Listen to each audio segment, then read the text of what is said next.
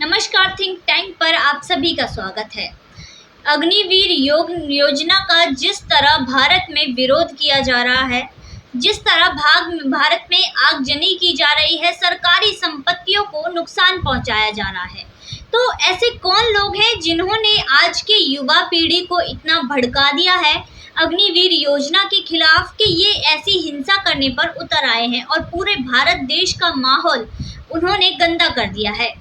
ये ऐसे लोग नहीं हो सकते जो सेना में भर्ती होना चाहते हैं, क्योंकि सेना में ऐसे लोगों के लिए कोई जगह नहीं है जो भारत में हिंसा फैलाए, जो अपने ही समाज को नुकसान पहुंचाएं, अपने ही समाज में हिंसा फैलाएं।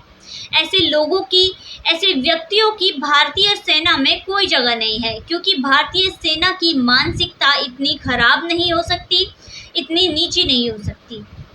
पर मैं तो यही सोचती हूँ कि ये जो यहाँ पर एक राजनीति चलाई जा रही है, इन लोगों का इस्तेमाल किया जा रहा है, इन्हें भड़काया जा रहा है सरकार के खिलाफ, सरकार की नीतियों के खिलाफ भड़काया जा रहा है और बहुत सी ऐसी चीज़ें करवाई जा रही हैं इनसे जिनको इन्हें नहीं करना चाहिए।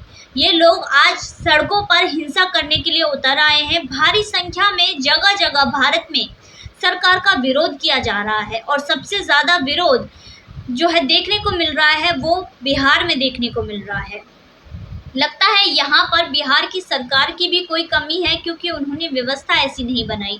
पर इसके अलावा जगह जगह भारत में हर जगह, हर राज्य में विरोध देखने को मिल रहा है, जिसके तहत भारत का माहौल बहुत ही खराब हो चुका है। भारत के माहौल को सुधारने की बजाय ये लोग ऐसी हिंसात्मक गतिविधियों को अंजाम दे रहे हैं, हिंसात्मक गतिविधियां पेश कर रहे हैं। पर ऐसा क्यों? कौन लोग हैं इनके पीछे? इसका खुलासा होना भी ज़रूरी है। जो इस देश को आगे की ओर नहीं ले जा रहे हैं, इस देश की तरक्की का हिस्सा नहीं बन रहे हैं, इस देश की जो तरक्की है उसको आगे नहीं ले जाना चाहते, बल्कि देश को पीछे ले जाना चाहते हैं। इन लोगों का भी पर्दाफाश होना चाहिए, इन लोगों की भी सच्चाई सामने आनी चाहिए, खुलकर सामने आनी चाहिए। ये जो ऐसे लोग हैं जो ऐसा विरोध प्रदर्शन कर रहे हैं, ये राष्ट्रभक्त तो हो ही नहीं सकते। ये कभी भी राष्ट्र की जो इच्छाएं हैं उनको पूरी नहीं कर सकते, जो राष्ट्र की जो हित में चीज़ें हैं उनको नहीं कर सकते, क्योंकि राष्ट्र हित करने वाले लोग आग नहीं लगाते, अपने देश को ही नहीं जलाते। ये लोग तो जगह जगह पर ट्रेनों में आग लगा रहे हैं, बसों में आग लगा रहे हैं, यहाँ तक कि निजी गाड़ियों में भी इनको रोक रोक कर पैसेंजर्स को उतार कर आग लगा रहे हैं, इन्हें आग के हवाले कर रहे हैं। हर तरफ इन्होंने भारत में एक हिंसात्मक माहौल पैदा कर दिया है। ये लोग इसे आंदोलन का नाम दे रहे हैं, पर आंदोलन इस तरह का नहीं होता। आंदोलन शांतिपूर्वक किया जाता है। भारत में बेरोजगार लोग कब से आंदोलन करने लग गए? जो आंदोलन जेपी का था वो भ्रष्टाचार के खिलाफ था। इसके अलावा अन्ना हजारे ने जो आंदोलन किया था वो भी भ्रष्टाचार के खिलाफ था। बाकी जो आंदोलन हुए हैं वो भी भ्रष्टाचार के और बाकी चीज़ों के खिलाफ थे। पर बेरोजगारी के ऊपर तो आज तक भारत में कोई आंदोलन नहीं हुआ। भारत में संविधान लागू है, आंदोलन अगर करना है तो शांतिपूर्वक करना चाहिए। इस तरह हिंसा फैलाकर कोई आंदोलन नहीं होता। आप टाइमिंग देखिए, इसकी टाइमिंग सेम वही है जो कानपुर मामले में हुई थी। इसके अलावा जो टाइमिंग कितनी सही है, इन लोगों ने यही सोच रखा है कि भारत की सरकार कुछ नहीं करेगी।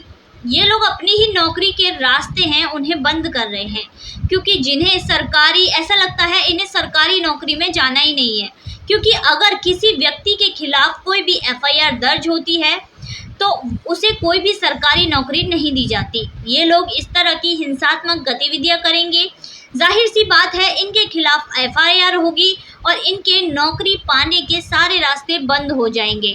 अब ये अपनी ही नौकरी पाने के रास्ते को खुद बंद कर रहे हैं। ऐसा लगता है इन्हें इस नौकरी की, इस जो है अग्नि जो वीर की नौकरी है, इसकी ज़रूरत ही नहीं है। सरकार में इन्हें कोई ज़रूरत चाहिए ही नहीं, ऐसा ही प्रतीत हो रहा है, क्योंकि इन्होंने इस तरह से पूरे भारत देश में हिंसा फैला रखी है। बेरोजगारी के खिलाफ ये जो आंदोलन हुआ, इसकी टाइमिंग देखिए। टाइमिंग थी कि अभी से सिर्फ 2 हफ्ते ही हुए हैं, पीएम मोदी ने, केंद्र सरकार ने खुद ये अनाउंस किया था कि 1.5 साल के अंदर 10 लाख लोगों को जॉब दी जाएगी, नौकरियां दी जाएंगी, भर्ती होंगी। इसका पेपर जो एग्ज़ाम होने वाला है वो 3 महीने में हो जाएगा और बाकी का प्रोसेस शुरू हो जाएगा। इसके अलावा राज्य सरकार भी अपने अपने स्तर पर इसको अनाउंस कर चुकी हैं।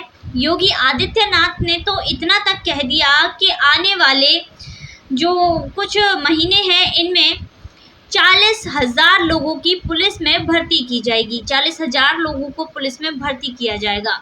इसके बाद भी ये जो आज हिंसा हो रही है वो भारत में बहुत दयनीय है।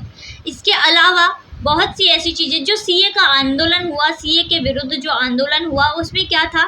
उसमें ये था जो लोग, जो भारतीय, जो हिंदू धर्म के लोग बाहर रह रहे हैं, बांग्लादेश, पाकिस्तान आदि देशों में रह रहे हैं, उनको भारत में नागरिकता दी जाएगी। शरणार्थी हो सकते हैं, अगर वो भारत में आना चाहें तो उन्हें नागरिकता मिल जाएगी।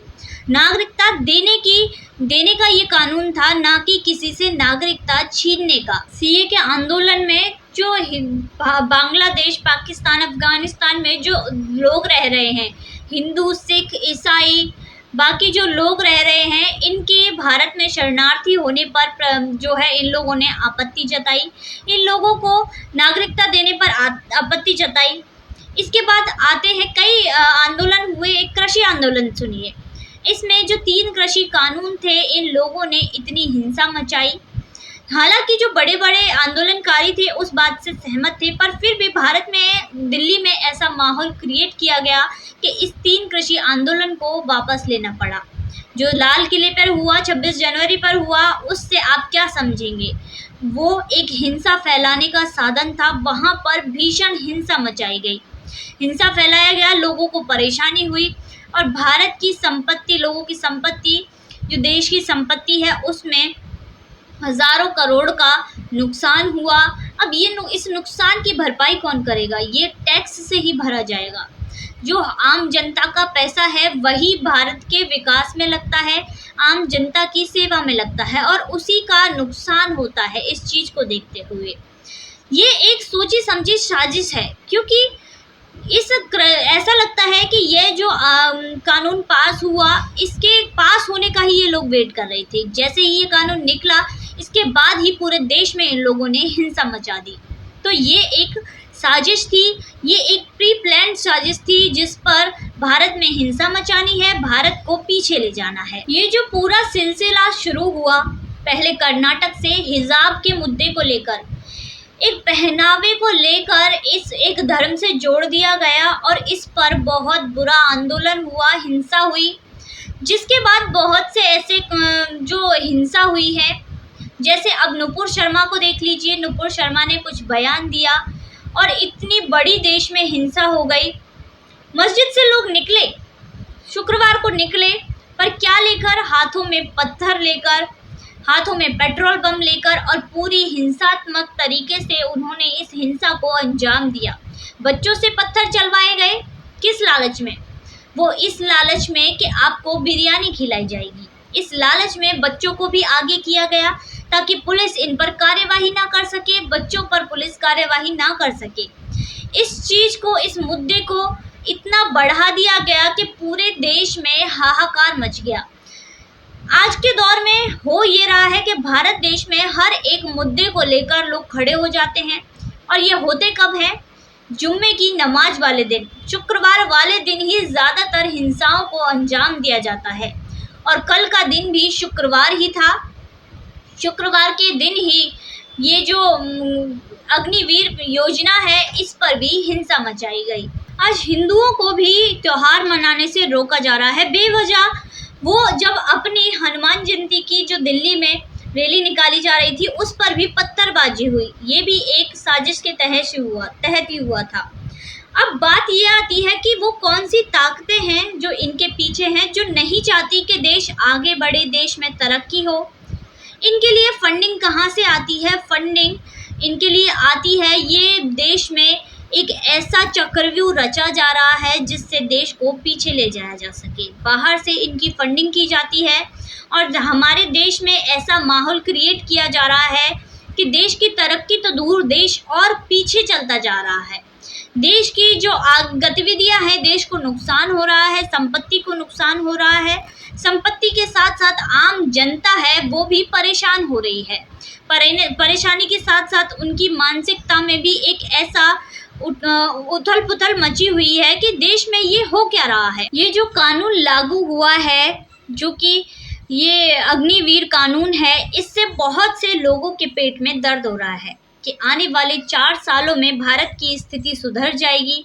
भारत के पास ऐसे नौजवानों की संख्या बढ़ जाएगी जो अपने देश के लिए न्यौछावर होने के लिए, अपने देश के लिए काम करने के लिए, झुकने के मतलब अपने देश को आगे बढ़ाने के लिए बहुत ही आतुर होंगे, एकदम सक्षम होंगे। इसके अलावा जो कोचिंग इंस्टीट्यूट्स हैं, उनके पेट में भी दर्द हो रहा है। उन्हें लग रहा है अरे अब तो हमारा धंधा भी ठप होने वाला है, क्योंकि बड़ी संख्या में तो लोग अग्निवीर बन रहे हैं, बड़ी संख्या में तो युवा अग्निवीर बन रहे हैं। हमारे धंधे में तो गिरावट आएगी। हमने जो ये फैक्ट्री खोल रखी है, कोचिंग इंस्टीट्यूट्स की फैक्ट्री, बच्चों को लूटने की फैक्ट्री, वो तो अब ठप पड़ जाएगी। इन सभी विपक्षी दलों के भी पेट में दर्द हो रहा है, क्योंकि यही वो लोग हैं जो भारत में एक चिंगारी लगा रहे हैं, भारत में आग भड़का रहे हैं। इन्हें ये लग रहा है अगर ये अग्निवीर बन जाएंगे तो हमें पत्थरबाजी करने के लिए युवा कहाँ से मिलेंगे, हमें ट्रेनों में आग लगाने के लिए युवा कहाँ से मिलेंगे, हमें बसें फूंकने के लिए, थाने जलाने के लिए युवा कहाँ से मिलेंगे। इन सभी के जो सर में दर्द हो रहा है, इस चीज़ को देख देख कर पेट में दर्द हो रहा है। इन सभी को इस बात का खौफ है कि अगर यही लोग अग्निवीर बन जाएंगे तो हमारा काम कौन करेगा, हम किससे पत्थरबाजी करवाएंगे, किससे पेट्रोल बम फिकवाएंगे, हम किन्हें यूज़ करेंगे। ये जो विपक्षी दल है ये एक गिद्ध की तरह काम कर रहा है, गिद्ध की तरह तलाश में रहता है कि कोई भी गिद्ध भोज बने, कोई भी लाश मिले और हम उन पर टूट पड़े। जो राहुल गांधी हैं अभी लंदन में एक प्रोग्राम के लिए गए थे जो ऑक्सफोर्ड में उनके लिए आयोजित किया गया था। उन्होंने अपने भाषण में कहा था कि बीजेपी ने पूरे देश में, भारत देश में केरोसिन छिड़क दिया है, अब बस एक छोटी सी चिंगारी की ज़रूरत है, पूरे देश में आग बढ़ सकती है।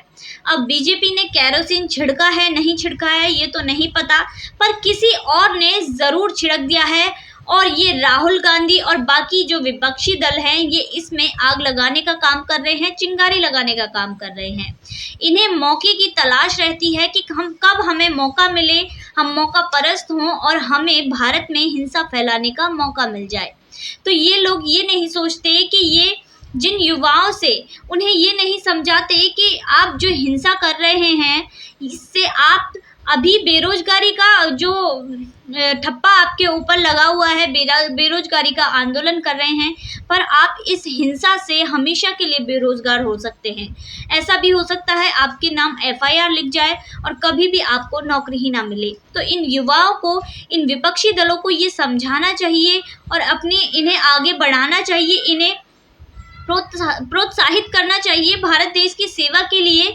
या फिर ये लोग तो ऐसा काम कर रहे हैं, इन लोगों का यूज़ कर रहे हैं, जो भारत के नौजवान हैं उनका यूज़ कर रहे हैं, उन्हें प्रयोग में ले रहे हैं। तो आज की वीडियो में बस इतना ही, फिर मुलाकात होगी एक नई वीडियो, नए विषय के साथ। देखते रहिए थिंक टैंक।